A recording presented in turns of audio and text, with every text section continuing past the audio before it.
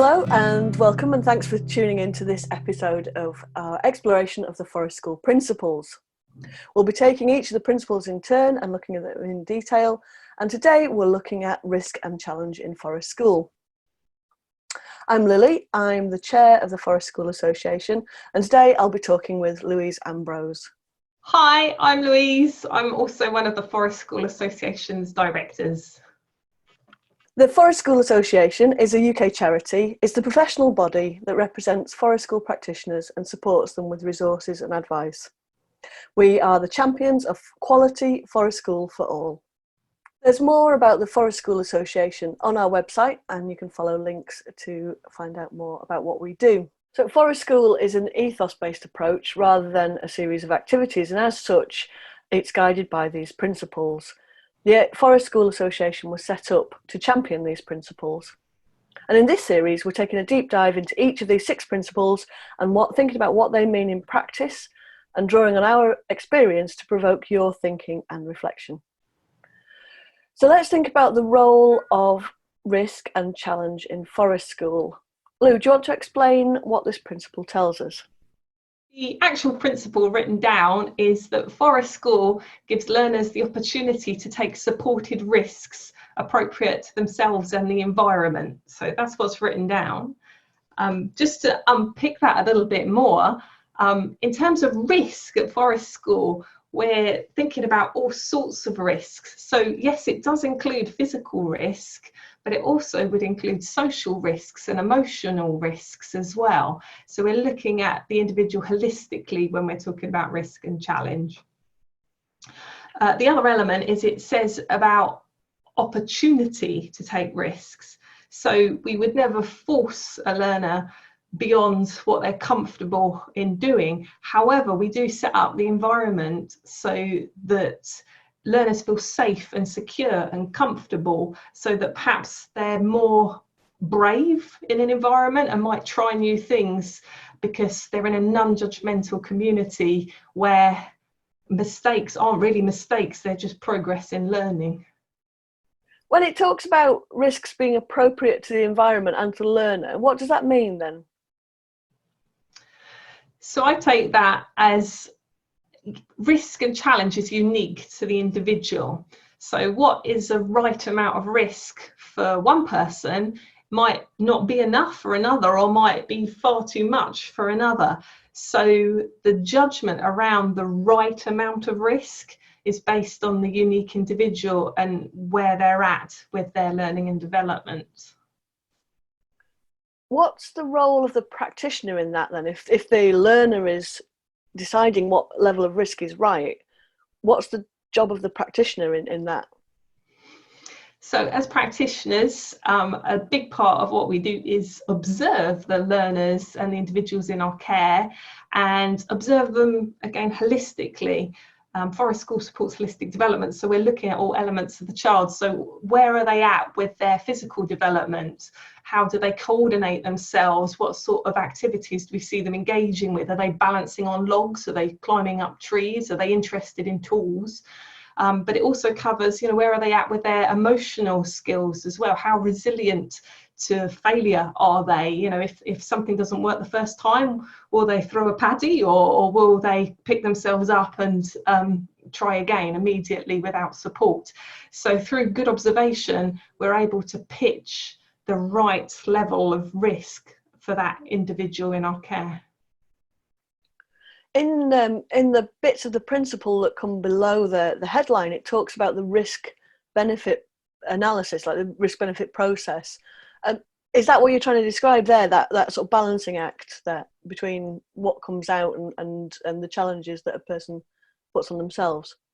Absolutely. So risk is hugely beneficial. Risk and challenge are essential to healthy development, and sometimes that side of risk isn't always acknowledged perhaps by organisations or schools or even individuals. You hear these horror stories and it's all risk is bad, but actually risk is really good and really essential for individuals. It's how we learn about the world around us. It's how we test ourselves as human beings. It's how we find what we're capable of.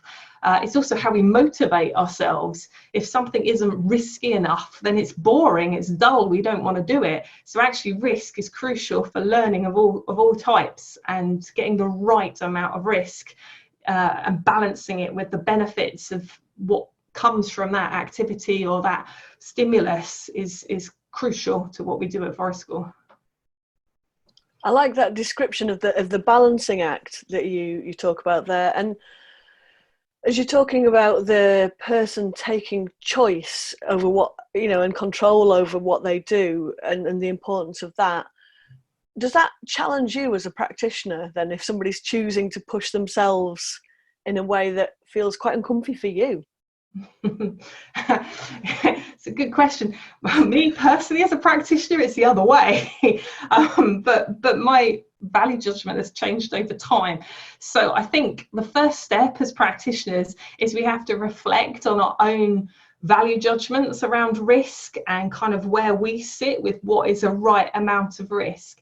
And that's something that might change. I know certainly when I first started as a Forest School leader many moons ago, I perhaps wasn't so up for allowing as many risks with the groups as I do now.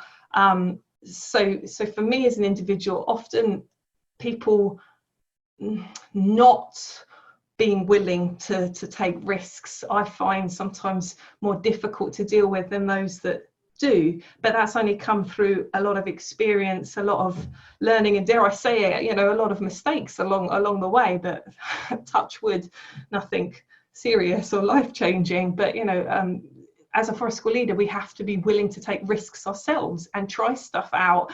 And sometimes things work with individuals and sometimes they don't, but sometimes we'll only know that if we take the risk and balance up those benefits. So in that case, and this is a question that I've asked a lot of practitioners and I'm quite interested in, would you allow a participant in your sessions to take a risk that you had no experience of yourself, or do something that's out of your experience and knowledge? Potentially yes, but I would need some background information about that individual first. So if it's a learner that I've been working with for some time and I'd already observed their competencies in certain areas, physically, emotionally, socially, so I've got a good picture of where they sit with their skills, then yeah, I would definitely consider it. Of course, it always depends on a case-by-case basis as to what it was. And of course, we'll be doing a dynamic risk assessment in our head if it's something that we've never anticipated before. So it isn't on our existing risk assessment or a risk-benefit analysis. Yeah, I mean, I would certainly be open to it. It's very difficult without an actual example to say whether or not I would say yes or no. But that is the process of risk assessment, of course, isn't it? It is that dialogue between the benefits, the unique situation of that learner, that environment, that activity, and then the possible consequences and the likelihood of those consequences. So that's happening in our head all of the time as a Forest School leader. You talked about dynamic risk benefit analysis or dynamic risk assessment. Talk me through that a bit more in your experience. So because Forest School is a play-based, learner-centered process, which is another one of the principles, of course we can't always anticipate what the learners might choose to do within a session. So we use our observations and our kind of best guesses to perhaps prepare for sessions. And so we will have documentation of risk-benefit analysis of predicted activities or predicted experiences. But sometimes kids will just suddenly decide to do something and you think, oh, I never thought of that. And of course, we still have a duty of care to make sure that we're keeping them safe in a reasonable amount and exposing them to a reasonable amount of risk. And so instead of having time beforehand to write that down, we've got to do that in our head in the moment. I personally feel that through good preparation, it makes that dynamic process a lot easier. So if I really know my site and I've got a really thorough site risk assessment, if I know the tools and the equipment that I've got to hand, and I've got proper checks, maintenance schedules and things on those, that I know that's all in good working order, if I know the learners really well, I know where their competencies are and their skills, then that helps me in the moment decide what we're doing or how we're doing it. So for example, at For School, I was working with a group of teenagers that were kids that basically the teachers didn't want them in the classroom, and there was a particular learner that struggled socially quite a lot. In fact, he had quite bullying behaviours and the other children were scared of him.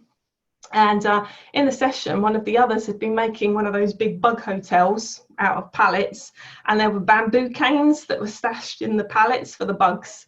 And of course, he found one of these and proceeded to whip around the woods, lashing this bamboo cane, which inevitably made contact with a few of the other lads in the session.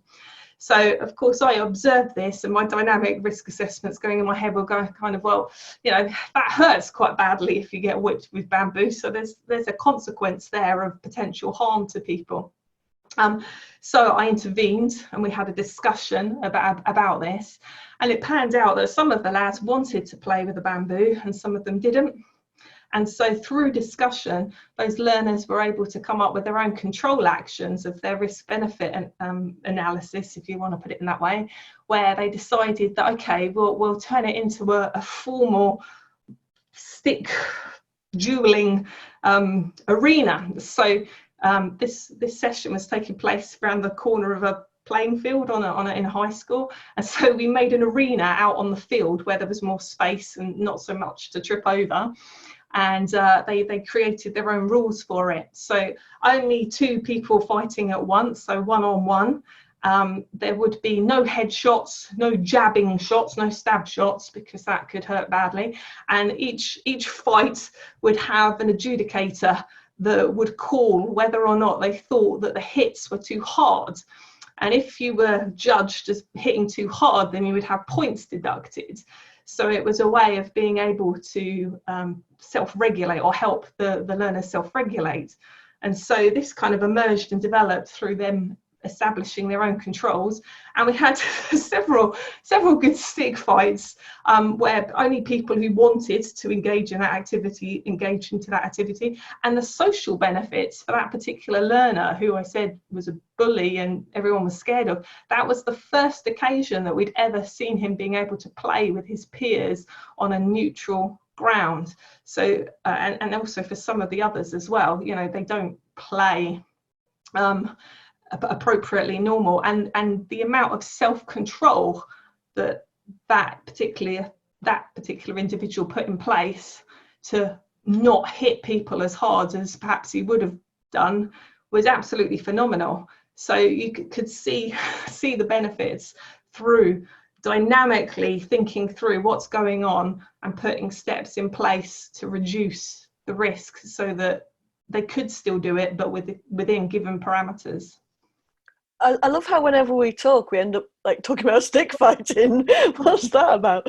Well, as you were describing it, I was thinking how key our own ability to give permission to the children to control the risks, rather than us being the ones in control of it, how key our permissions are to others are in that example. Yeah, absolutely. And of course, there is research out there that shows that if kids are wrapped up in cotton wool and never allowed to take risks, they're much more likely to have more serious accidents once they're older or as an adult, because they've never learnt about the process of managing their own risk. So I see at Forest School, it's a brilliant opportunity to help learners understand about risk and what possible consequences might happen to them if they choose to do something else. And so it's a real opportunity to develop those skills in learners, which is going to build healthy and hopefully healthy individuals in the future.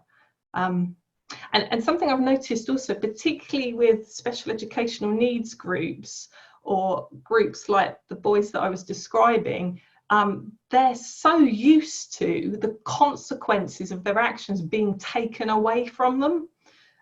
Because of their behaviour, they usually end up with sanctions that often are nothing to do with what they've done. You know, they've hit somebody and then they get sent to timeout or isolation or detention. And so no one's ever actually sat down and explained the consequences of their choices to them.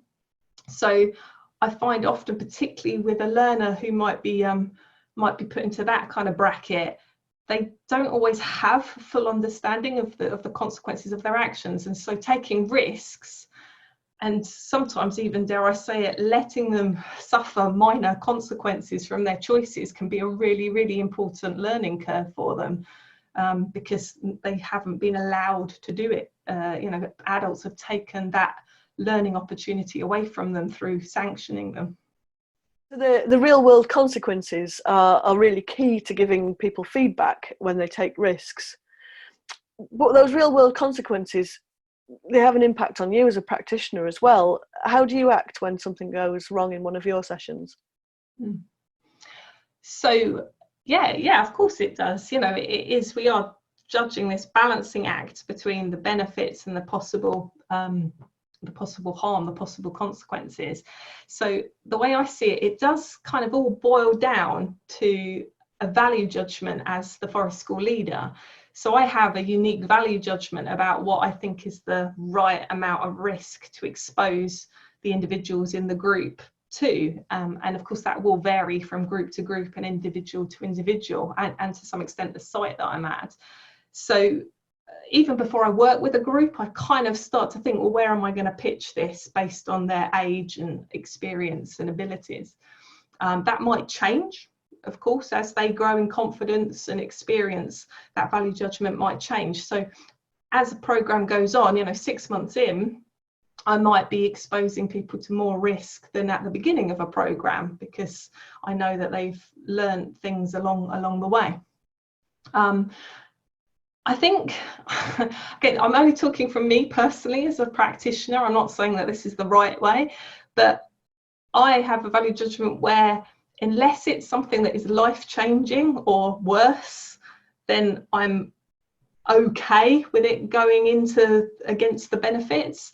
So that means, as a practitioner, I kind of expect, I'm not hoping for it, but I kind of expect that a natural consequence of being outside in a natural environment will be low-level injuries, like bruises and scratches and insect bites and all the sorts of things that you get if you're in the woods for any extended period of time. I also acknowledge, because of my value judgment, that there is also maybe a lower risk of stuff that's a bit more serious that might need external help, you know, such as cuts that need stitches or broken bones even. But I always weigh this up against the benefits. Like, so for example, if I wasn't willing, or at least acknowledge that there's a possibility that someone might break a limb, I wouldn't be able to do activities like tree climbing or rope swings or balancing on rope bridges, because all of those activities, if somebody falls off, they could potentially break a limb. So in my value judgment, I've got to weigh up that possible consequence against the benefits. If things have gone wrong, so just to put it into context, I've been a forest school leader since 2003.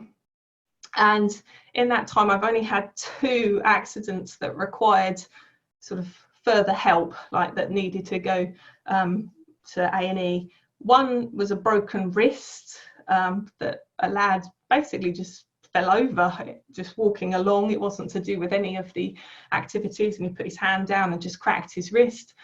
And the other one was stitches from a cut with a knife, which was one of the teenagers who was doing perhaps a more complicated task than your average knife work. So weighing up those 2 injuries against all the benefits that those individuals have had, in my value judgment, is acceptable. Now, of course, when things do happen, and if accidents do happen, as forest school leaders, we need to make sure that we've got appropriate procedures and that we've been following them should authorities want to see them. So I make sure I've got my up-to-date risk assessments, my risk benefit analyses, my handbook with different procedures like tool using procedures and policies. I've got my insurance up to date should I need it, but touch wood, I've never had a claim. And I've also I've got good communication methods as well with the schools that I'm working with or with the parents of the children, so that hopefully everybody understands that risk taking is part of what we do at Forest School. So when you're talking about all the policies and the procedures you put in place, you're a trainer as well, a Forest School trainer as well. How do you see that training being part of this process? So yeah, so within the level 3 Forest School practitioner qualification, there is a section about risk and making sure that practitioners have appropriate policies and procedures and risk management processes. So one of the principles of Forest School is that it's run by appropriately qualified level 3 people. So and that's one of the reasons why, because the training incorporates that information. There's also the additional element that when it comes to risk, and because we were talking about accidents there, it's also important that you have an appropriate and adequate first aid qualification as well. So we recommend that people should have a first aid qualification that is at least a 16-hour course that involves outdoor elements. And there are some courses that are specific to Forest School as well, but as long as it covers being outdoors, because an outdoor environment is quite different to an indoor one if you're having to look after a casualty for an extended period of time whilst you're waiting for an ambulance, for example. So there's your Forest School training, and there's also your first aid training that you need to have in place. So something I would also mention is, as a trainer, I've experienced over the years a lot of misconceptions about health and safety and about risk. And this is a very common topic that comes up in training courses again and again. And it's also possible that managers within schools or workplaces have these misconceptions, so that the Forest School leaders are actually working under people who don't have a full understanding of risk management themselves, and so that can sometimes cause problems. So sometimes through Forest School training, it can help spread a more reasonable message about health and safety. And there does also seem to be a lot of fear out there sometimes about health and safety. It can often be used as an excuse why not to do stuff like Forest School or not to go outside. And just to reassure people that it's not just us as the Forest School Association saying that risk is a good thing. This is backed up by the powers that be. So in the UK, we've got the Health and Safety Executive, who are the government department responsible for health and safety in the workplace. And they basically got so fed up as being blamed for not taking kids outside that they created a little document that I've even got a little picture of here that you can get as a PDF from the HSE's website about tackling the health and safety myths about school trips and outdoor learning activities. And the document actually has 4 core messages that I might just read out for the benefit of people, because it's really useful to know that this is what the government's saying about risk and outdoor learning.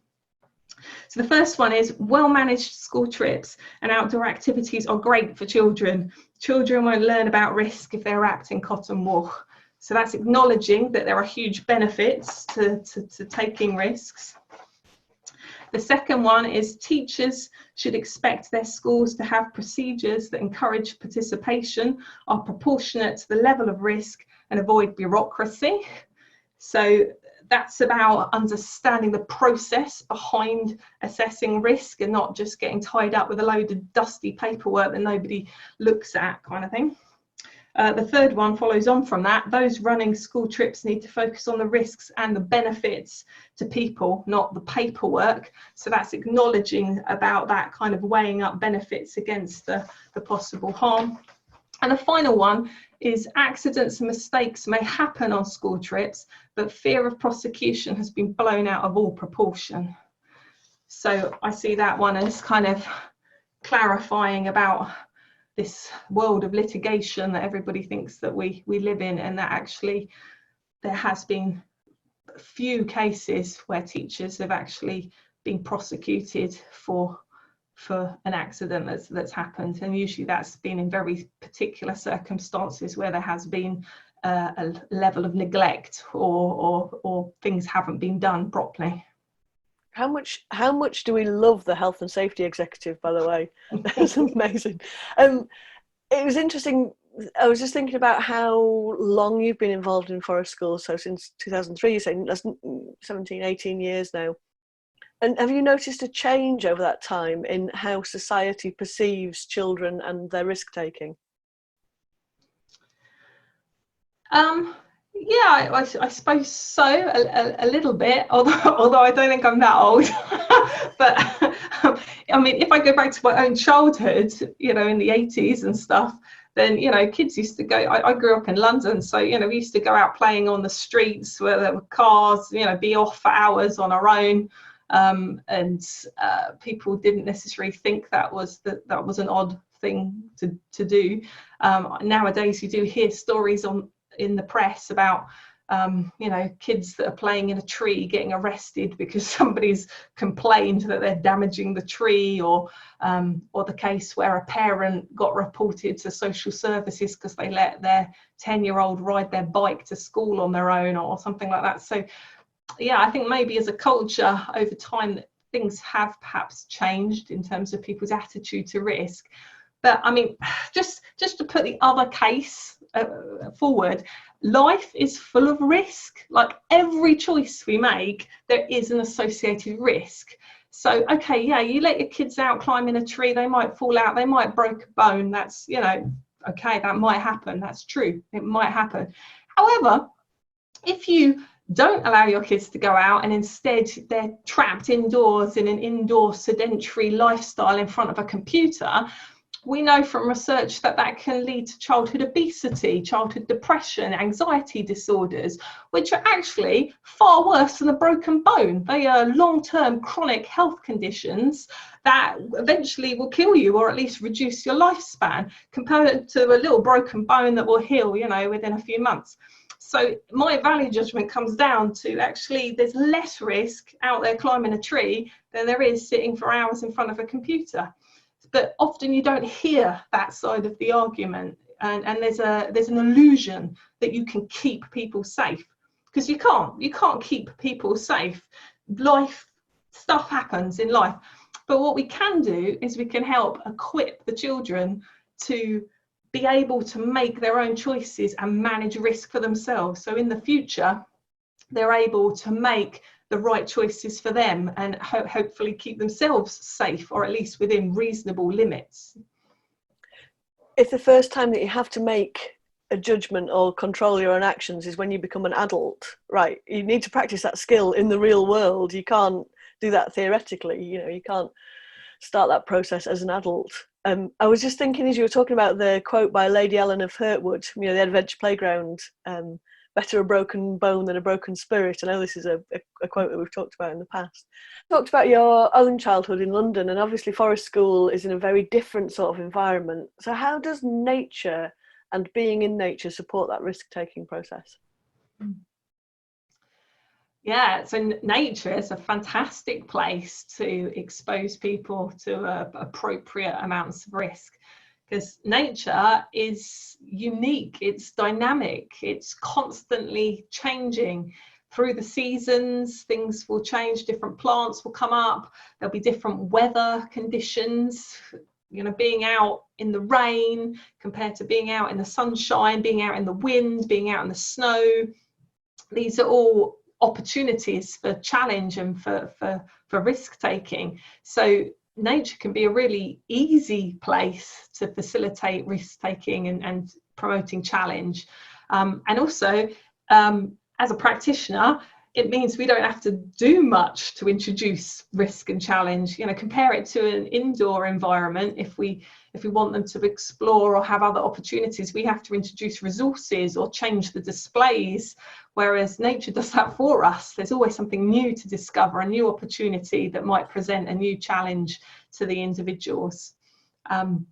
It also emphasises the importance of forest school being long term, because different challenges will emerge in different seasons. You know, like I say, going out in the snow where it might be cold, we need to know how to dress ourselves to keep warm. You know, things might be slippery, which for little ones can mean, you know, learning how to walk or balance more on slippery surfaces, or even for adults. I am not immune to falling over in the snow, but also learning other opportunities to move, you know, to slide on snow and ice, or to make sleds. You know, there's lots of other opportunities which, if we only go out in good weather, we'd miss all those opportunities for taking risks and challenge in those different circumstances.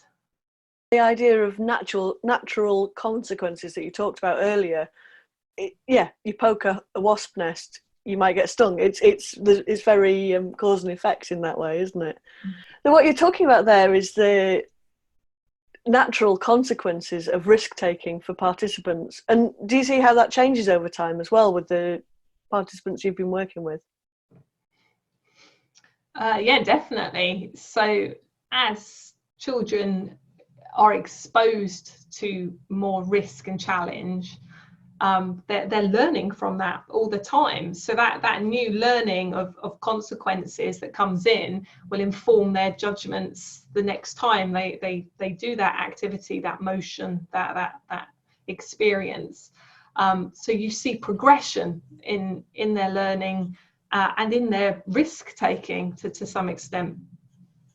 You also notice quite a marked increase in their resilience and their emotional development, because if you take risks and you succeed, then you suddenly realize that you're capable of perhaps things that you thought before that you weren't capable of.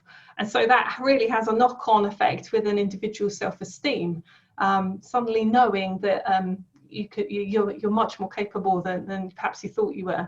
In fact, I found a good quote from T.S. Eliot, the poet, which said, "Only those who will risk going too far can possibly find out how far is it possible to go." Ooh, I like that. That's great. So, you know, the idea that the only risk in life perhaps is to not take risks, because that's a given that you won't move on and develop as a human if you don't take risks. We need to take risks. And as I said at the beginning, we're talking about risks holistically at Forest School. So it might not just be those physical ones around climbing trees. It might be an emotional and social risk, you know, risking trusting a person with something, or speaking aloud in front of a group of people, are just as risky as jumping off a log or climbing a tree. And so it's important to acknowledge all risk. And for some of those participants, just going into a woodland environment is itself a risk. It's out of their experience. It's something they don't know about. And we can never assume that children have got that experience to start with. You know, they all start in those different places. You talked at the beginning about the importance of being non-judgmental in our risk-taking culture that we're trying to create in Forest School. What does that look like in practice for you? So yeah, for me, a non-judgmental community is a core part of Forest School for a variety of reasons, including risk, but also for those emotional benefits that Forest School develops in people. But from a risk perspective, being non-judgmental is vital for people to be able to feel like they're able to take the risks in the first place. So when we're learning, we all make mistakes that in our culture are often labelled as negative things. And I would dare to say that in our culture, perhaps people are even scared of making mistakes, and that fear of failure actually creates so much anxiety in people that they don't dare try new things because they're worried that they're going to be failing or be rubbish compared to other people at the beginning. And that's all because of the judgmental society that we live in. If we're in a non-judgmental situation, then we wouldn't have those fears and anxieties. So at Forest School, through the emotional community that we try to facilitate as a Forest School leader, we want to create a safe, an emotionally safe place where people can try things for the first time. They can choose to take a risk. And so it promotes what I'm going to call bravery. It promotes people to perhaps stretch themselves a little bit and choose to do things that perhaps in other situations where there might be fear of judgment, that they wouldn't normally do in those circumstances. So I see Forest School as a brilliant place for people to try things for the first time without having to be worried about being judged or being labelled as mistakes. After all, there isn't really such a thing as mistakes, of course. If you talk or hear inventors or creative types, entrepreneurs talking, they talk about all the times they mess up before they get to their finished product or invention. You know, I think Edison, when he was inventing the light bulb, failed 10,000 times. Like, could you imagine if he gave up after the first couple of attempts? Oh no, it never work. You know, so failure is crucial for the creative process. It's not a negative thing. We should celebrate it. So that's where I see it fitting in with Forest School and the importance of non-judgment. I can really see how you've got to that perspective now as a really experienced practitioner, but how you talked about how it was different for you when you started out with Forest School and how that's changed. Is there any advice or support that you would give to new practitioners starting out?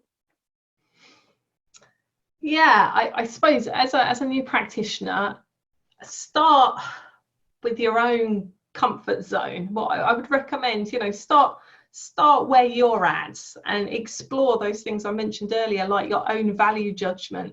Perhaps if you're working in a team, have discussions with colleagues about where do their value judgments sit in terms of the appropriate amount of risk to take. Also, try and tap into other Forest School networks. Sometimes as a Forest School leader, it can be quite isolating if you're the only Forest School leader in your school or organisation. Sometimes it can be like swimming against the tide because no one else really gets what you're talking about. So if you can tap into local networks or other Forest School leaders, within the Forest School Association, we've got local groups that you could tap into. They often have meetups that you can chat and share and ask these sorts of questions about, you know, what is your value judgment about risk. And for me, if I'm ever in the pub with Forest School practitioners, just chatting about what accidents and near misses we've all had is, I mean, it's quite interesting and gives us that knowledge and that experience that we can build from. Yeah, absolutely. And yeah, the importance of near misses that you mentioned there is crucial. And for me, certainly in my journey as a Forest School leader, the near misses have been essential to inform my value judgment about risk. And the near misses have been when I've, you know, stopped and thought, okay, that could have gone terribly wrong. Why did that happen? Unpick it, look at existing risk management processes that we've got. You know, is that sufficient? What needs changing? What needs replacing? What needs improving? So that the next time we come across a similar situation, we're in a much better place, and hopefully an accident won't happen of a serious nature. So for me, although I've mentioned I've only had 2 accidents at Forest School that required a trip to A&E, I have had many more near misses where things could have been, you know, nasty, but those have been learning experiences. And I think as a Forest School leader, we need to also be non-judgmental to ourselves to some extent and see that mistakes happen. You know, oh God, that rope snapped on that rope swing, shit. You know, and we've got to learn from that rather than beating ourselves up about it and trying to ignore it or bury it, going, oh, that didn't really happen. Because a key part of being a forest school practitioner is being reflective on your practice, because that's how we become better at what we're doing. You know, we're all on a journey for learning and developing as a practitioner. So out of interest then, what are the highest risk things when you've gone through your own risk management process? What comes out top?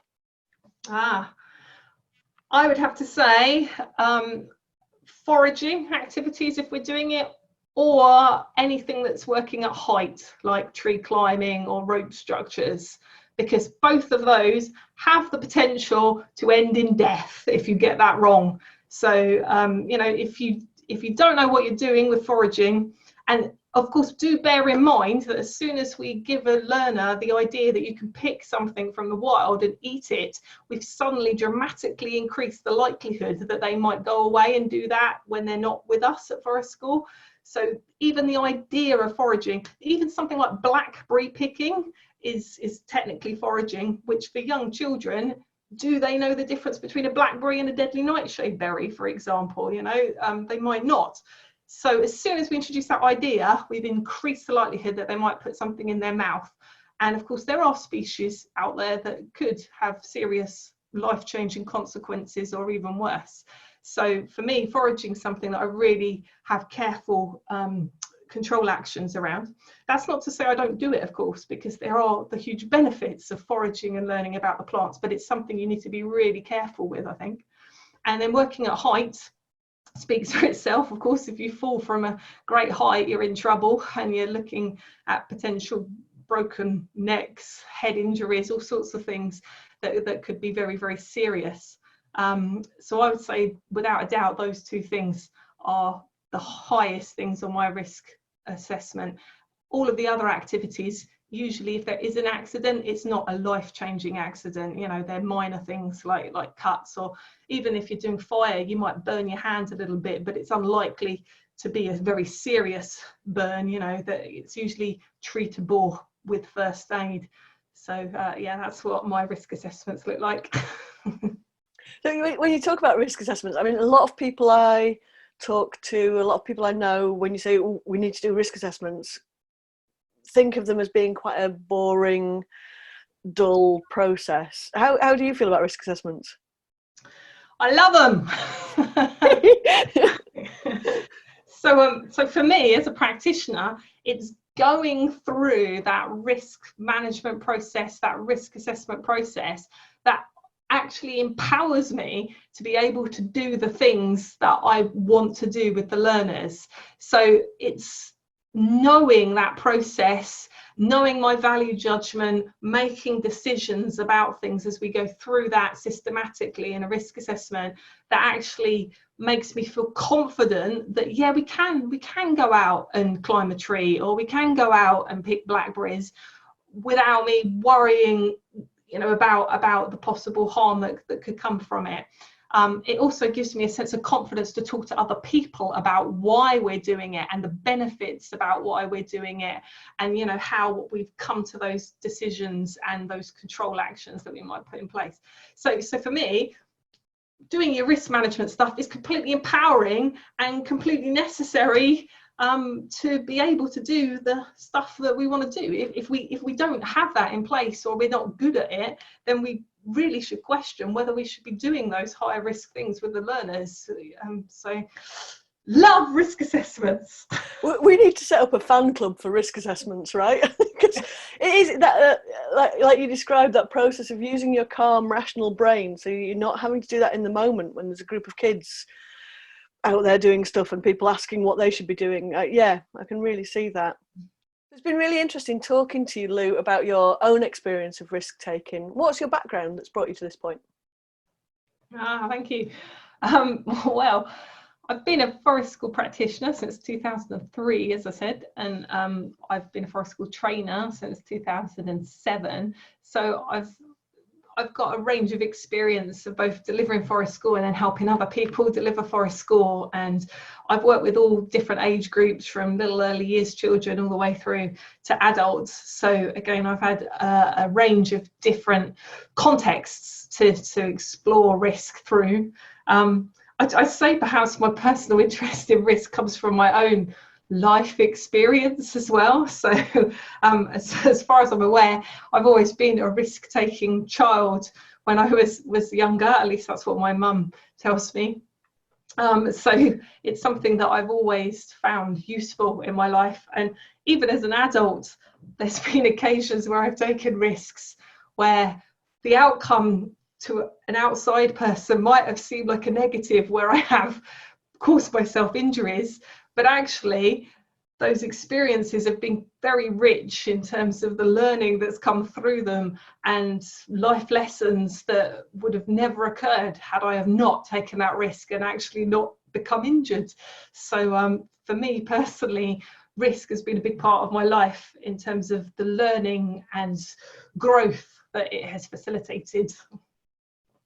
So it's been really useful to think about risk and challenge and its role in forest school, and how that merging of action and awareness for the practitioner and for the participant is really key to the developmental process that goes on there. We've looked at risk and challenge separate from the other principles, although they've been woven in there.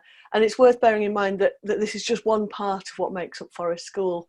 And if you're interested in looking at the rest of the explorations of the different principles, there'll be links here. And also there'll be links to the Forest School Association and our website. And if you're interested in joining us as a member, we'd really encourage you to do that in order to carry on these conversations and share in our experiences. Thanks ever so much to Lou. It's been really great talking to you again. And yeah, look forward to our next conversation.